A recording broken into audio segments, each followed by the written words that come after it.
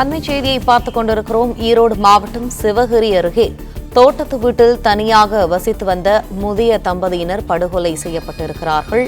இது தொடர்பான மேலும் விவரங்களை எமது செய்தியாளர் மாணிக்கம் வழங்க கேட்போம். மாணிக்கம், வணக்கம். கொலை செய்யப்பட்டவர்கள் யார்? கொலைக்கான காரணம் என்ன? விவரங்கள்.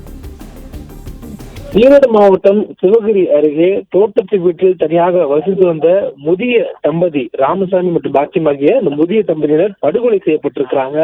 கொங்கு மண்டலத்தில் கோவை, திருப்பூர் உள்ளிட்ட பகுதிகளில் முதிய தம்பதிகளை குறிவைத்து கொலை சம்பவங்கள் நடைபெறுவது தற்பொழுது தொடர்கதியாகி இருக்கிறது.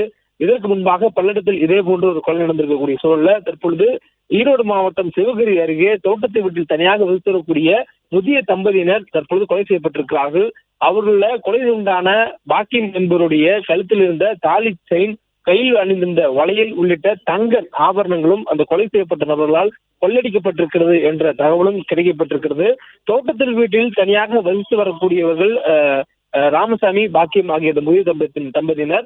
அவருடைய மகன் கவிசங்கர் என்பவர் 2 நாட்களாக அவர்களை தொடர்பு கொள்வதற்காக தொலைபேசியில் அழைத்த போது அவர்கள் இருவரிடமிருந்து பதில் எதுவும் கிடைக்கப்படாததால் அருகில் இருக்கக்கூடிய உறவினர்கள் மூலமாக அவர்களுக்கு என்ன ஆனது என்பதை அறிந்து கொள்வதற்காக அவர் வேண்டுகோள் வைத்திருந்திருக்கிறார். இதனையடுத்து அங்கு சென்று பார்த்த பொழுது 2 பேரும் அடித்து கொலை செய்யப்பட்டிருக்கக்கூடியது தெரிய வந்திருக்கிறது. இதனையடுத்து கவிசங்கர் காவல் நிலையத்தில் புகார் அளித்திருக்கிறார். உடனடியாக ஈரோடு மாவட்ட எஸ்பி சுஜாதா தலைமையிலான காவல்துறையினர் தீவிர விசாரணையை மேற்கொண்டு வருகிறாங்க. இது தொடர்பாக தனிப்படைகள் அமைக்கப்பட்டிருக்கிறது.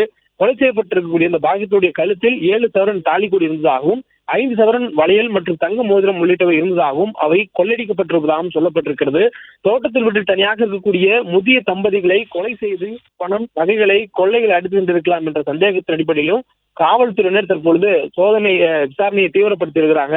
தொடர்ந்து இதுக்கு முன்பாக பல்லடம் பகுதியில் இதே போன்று ஒரு முதிய தம்பதி வீட்டில் தனியாக இருந்தார்கள். அவர்கள் அடித்துக் கொல்லப்பட்ட நிலையில தற்பொழுது ஈரோடு பகுதியில் இதே போன்ற ஒரு சம்பவம் நடந்திருக்கிறது.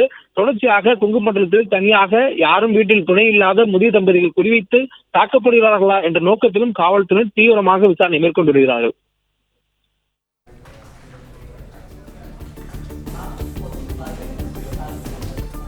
நன்றி மாணிக்கம், விரிவான தகவல்களுக்கு.